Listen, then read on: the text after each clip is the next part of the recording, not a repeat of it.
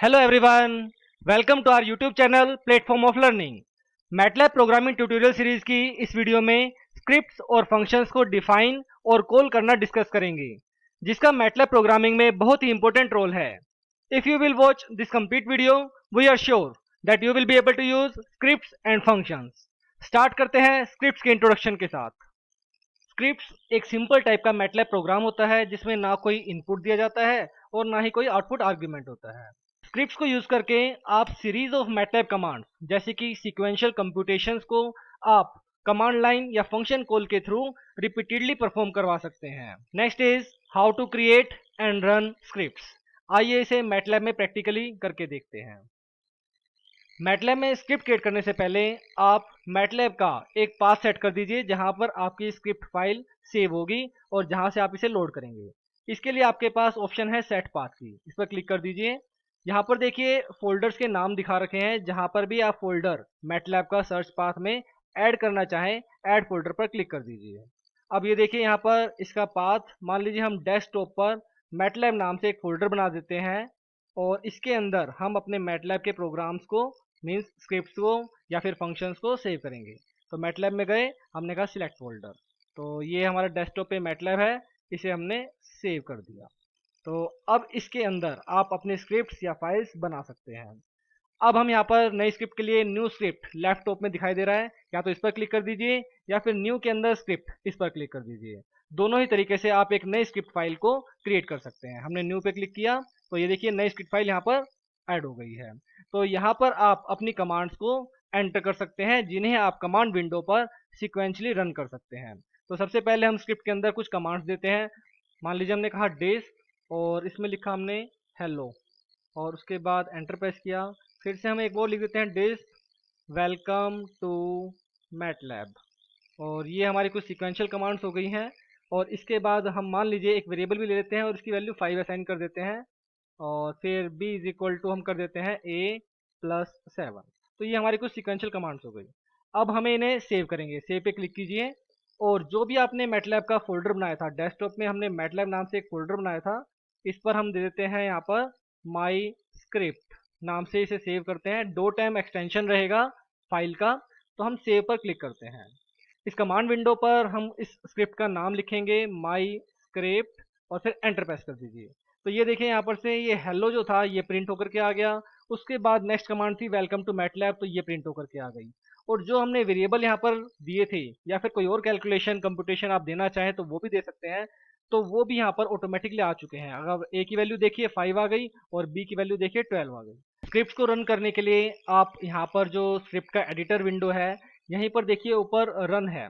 इस रन के ऊपर भी अगर आप क्लिक करेंगे तो स्क्रिप्ट आपकी एग्जीक्यूट हो जाएगी। तो आपके पास दो ऑप्शन है, चाहे तो आप कमांड विंडो में स्क्रिप्ट का नाम लिखिए और एंटर प्रेस कर दीजिए, या फिर जो रन की ऑप्शन है टैब में, इस पर क्लिक कर दीजिए। तो रन माई स्क्रिप्ट F5 के थ्रू भी आप इसे एग्जीक्यूट कर सकते हैं। स्क्रिप्ट्स की तरह मैटलैब फंक्शंस भी इंडिविजुअल प्रोग्राम्स हैं जिनमें इनपुट भी एक्सेप्ट हो सकते हैं और वो आउटपुट भी रिटर्न कर सकते हैं। तो इनका सिंटैक्स है फंक्शन और फिर output arguments is equal to function name and then input arguments. यहाँ पर कुछ फंक्शन की स्टेटमेंट्स और एंड क्रिएट करने के लिए सेम प्रोसीजर जैसा कि स्क्रिप्ट को क्रिएट करने के लिए था। मैटलैब में इसे करके देखते हैं। मैटलैब में फंक्शन क्रिएट करने के लिए लैपटॉप में न्यू पर जाइए और यहाँ पर जैसे स्क्रिप्ट था इसी तरीके से फंक्शन पर क्लिक कर दीजिए। तो यहाँ पर आपके पास ऑटोमेटिकली फंक्शन की बॉडी डिफाइन होकर के आ जाएगी, function and then output arguments और उसके बाद फंक्शन का नाम और फिर कुछ इनपुट आर्ग्यूमेंट्स। यहाँ पर आपके फंक्शन की डिटेल्ड एक्सप्लेनेशन स्टेटमेंट्स जो भी आप देना चाहें और उसके बाद फंक्शन एंड। तो आप जब भी इसे सेव करेंगे वो इस फंक्शन का नाम, मान लीजिए हमने फंक्शन का नाम रखा माई फंक, तो इस तरीके से आप फंक्शन का नाम दे सकते हैं और आउटपुट आर्ग्यूमेंट्स में जो भी आपको फंक्शन से रिटर्न करवाना है वो दे सकते हैं।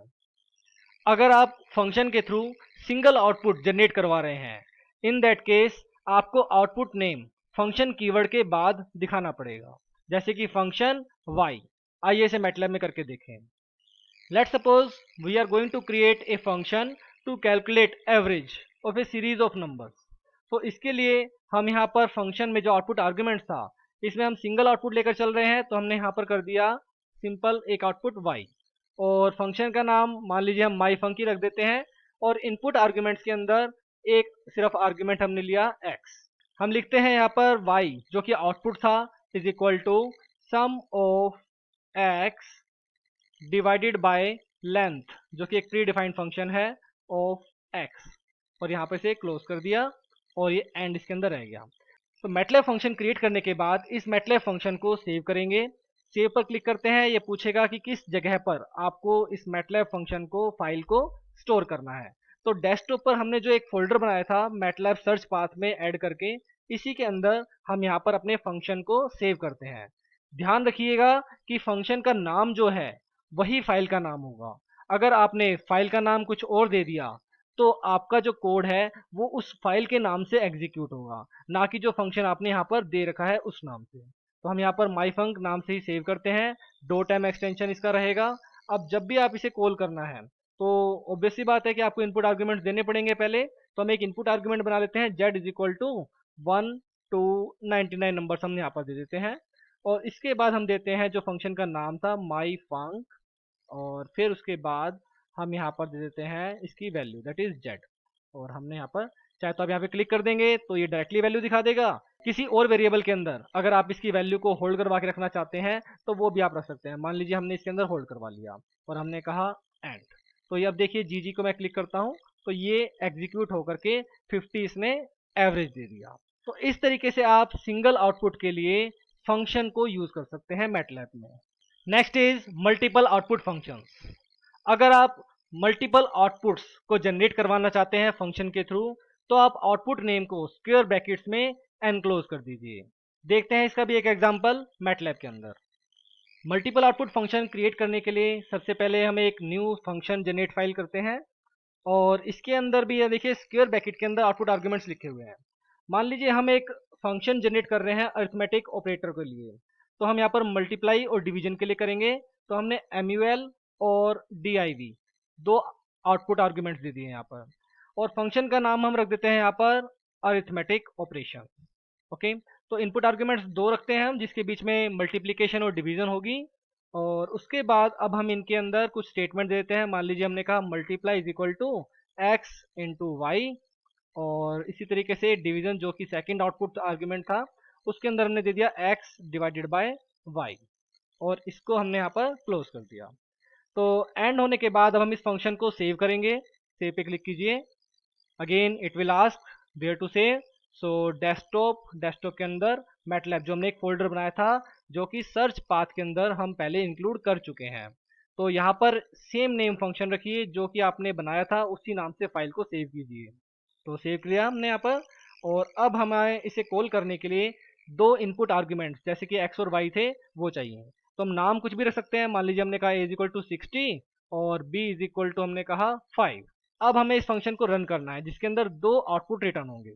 तो दो आउटपुट को होल्ड करने के लिए हमें यहाँ पर कोई भी डमी वेरिएबल्स यहाँ पर लेकर चले। m d is equal to function का नाम दैट इज अर्थ ऑफ, और राउंड ब्रैकेट के अंदर इन वेरिएबल्स का वैल्यू। अब m की वैल्यू देखिए दैट इज 300, क्योंकि 60 इंटू 5 300 हो जाएगा। इसी तरीके से d की वैल्यू हम देखते हैं तो 60 डिवाइडेड बाय 5 दैट इज 12। तो इस तरीके से आप मल्टीपल आउटपुट्स को भी जनरेट करवा सकते हैं फंक्शंस के थ्रू। अभी हमने सिंगल आउटपुट फंक्शन देखा, मल्टीपल आउटपुट फंक्शन देखा, बट अगर हम कोई आउटपुट चाहते ही नहीं है that means we want no output function, in that case output name को ओमिट किया जा सकता है। जैसे कि देखते हैं मैटलैब के अंदर करके। तो नो आउटपुट फंक्शन क्रिएट करने के लिए भी हमें न्यू पर जाना पड़ेगा, फंक्शन पे क्लिक कीजिए। तो यहाँ पर आउटपुट कुछ नहीं है तो यहाँ पर इसे ब्लैंक कर दीजिए, और इक्वल टू की भी जरूरत नहीं है, डायरेक्टली आप फंक्शन का नाम दे सकते हैं। तो हमने यहाँ पर कर दिया माई डिस्क, जो भी आप फंक्शन का नाम रखना चाहें। इनपुट आर्ग्यूमेंट को देना चाहते हैं तो वो आप दे सकते हैं। मान लीजिए हमने कहा x, और इसके अंदर हम कर देते हैं डिस्क हेलो, और फिर यहाँ पर से हमने कहा एक और डिस्क दे देते हैं डिस्प्ले, तो यहाँ पर इसकी x की वैल्यू देते हैं x। तो ये इसके अंदर सेव किया। सेव करते हैं हम अपने मैटलैब सर्च पाथ के अंदर। तो मैटलैब में सेव किया इसे हमने माई डिस्क नाम से, क्योंकि फंक्शन का नाम माई डिस्क भी था, और इसे सेव कर दिया। अब हम इसे कॉल करेंगे। हम लिखते हैं माई डिस्क और इनपुट आर्ग्यूमेंट जो कि x था, इसी तरीके से आपको भी यहाँ पर कुछ वैल्यू देनी पड़ेगी। तो यहाँ पर मान लीजिए हमने 5 पास कर दिया, एंटर कर दिया, तो ये देखिए लिखा है हेलो डिस्क की वजह से दैट इज डिस्प्ले, और अगला display x that is value of x that is 5। तो इस तरीके से आप नो आउटपुट फंक्शन को यूज कर सकते हैं अपने मैटलैब प्रोग्राम में। अभी तक हमने डिस्कस किया आउटपुट बेस्ड फंक्शन। अगर अब हम मल्टीपल फंक्शंस की बात करें जिसमें कि एक फंक्शन दूसरे फंक्शन को कॉल करता है, तो उस केस के अंदर हम फाइल का नाम तो एक ही रखेंगे और दूसरा फंक्शन उस पहले वाले फंक्शन के अंदर कॉल होगा। देखते हैं इसे प्रैक्टिकली मैटलैब में करके।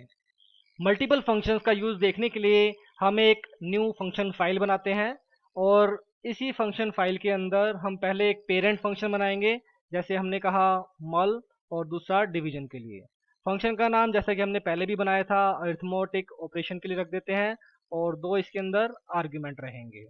तो अब इसके अंदर हम जो मल आउटपुट वैल्यू है उसके अंदर दूसरा फंक्शन कॉल करवा देते हैं। मान लीजिए हमने कहा मल्ट पी, और इसके अंदर हम दोनों आर्ग्यूमेंट्स जो इनपुट आर्ग्यूमेंट्स है वो पास कर देते हैं। सिमिलरली div जो कि आउटपुट आर्ग्यूमेंट था उसकी डिवीजन हम यहीं पर कर देते हैं। अब जो हमने मल्ट पी नाम से एक फंक्शन क्रिएट किया है जिसे हमने इस अरिथमेटिक ऑपरेशन फंक्शन के अंदर कॉल किया है, अब हम इसको डिफाइन करेंगे। अब हम लिखते हैं यहाँ पर फंक्शन और फिर कोई भी output argument that is m मान लेते हैं, और इसके बाद फंक्शन का नाम तो दैट इज मल्ट पी, और फिर उसके बाद x और y जो कि हमारे इनपुट आर्ग्यूमेंट रहेंगे।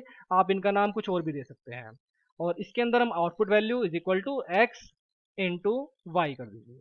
फंक्शन को एंड कीजिए।